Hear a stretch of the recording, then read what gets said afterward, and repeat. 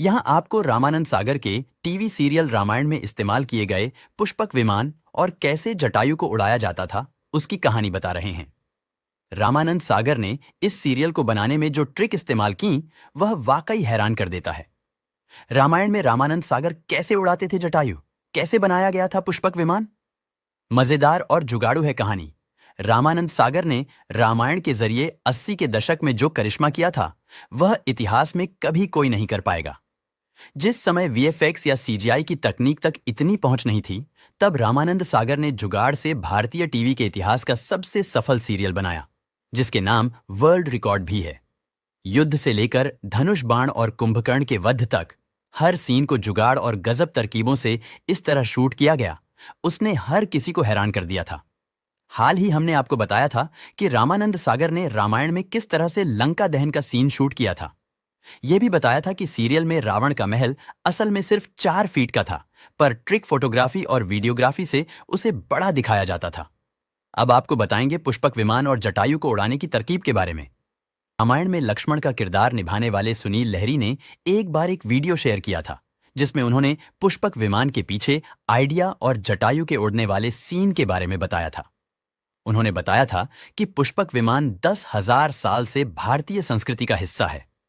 इस बात के सबूत हैं कि पुष्पक विमान 200-400 साल पुराना है।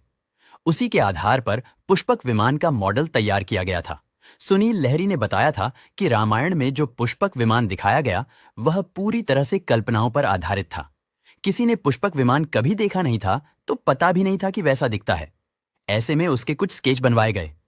ये स्केच रावण के व्यक्तित्व के हिसाब से बनवाए गए थे। फिर कुछ लोगों के सुझाव लिए गए, उन्हें स्केच दिखाए गए और बाद में पुष्पक विमान का एक खास डिजाइन तैयार किया गया। वहीं जटायु कैसे उड़ता था पता है? सुनील लहरी ने बताया था कि जटायु का जो कॉस्ट्यूम था वह बहुत भारी था। सबसे पहले तो उस कॉस्ट्यूम में एक्टर के हाथ बांधे जाते थे ताकि वह पंखों को हिला सके, और फिर उसे हुक की मदद से उड़ाया जाता था। यह बहुत ही मुश्किल सीन था, जिसे करने में काफी दिक्कतें हुईं। रामायण में जटायु का किरदार एक्टर सुनील वर्मा ने निभाया था, जिन्होंने भोजपुरी, हिंदी और तेलुगु फिल्मों में भी काम किया था। उन्होंने रामायण में जटायु के अलावा रावण के बेटे च्यवन ऋषि और सुतिक्ष मुनि समेत कई किरदार निभाए थे। जटायु गरुड़ पक्षियों के एक वंश से थे जो आसमान में सबसे ऊंची उड़ान भर सकते थे।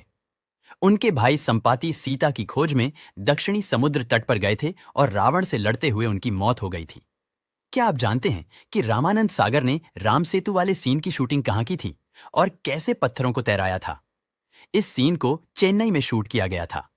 रामानंद सागर ने इसके लिए 1.5 फीट की लकड़ी के टुकड़े का राम सेतु का मिनिएचर बनवाया था। उस पर छोटे छोटे पत्थर चिपकाए गए थे जो असली लग रहे थे और कैमरा से बड़ा दिखाया गया था। कुछ असली तो कुछ एक्रिलिक के पत्थरों का इस्तेमाल किया गया।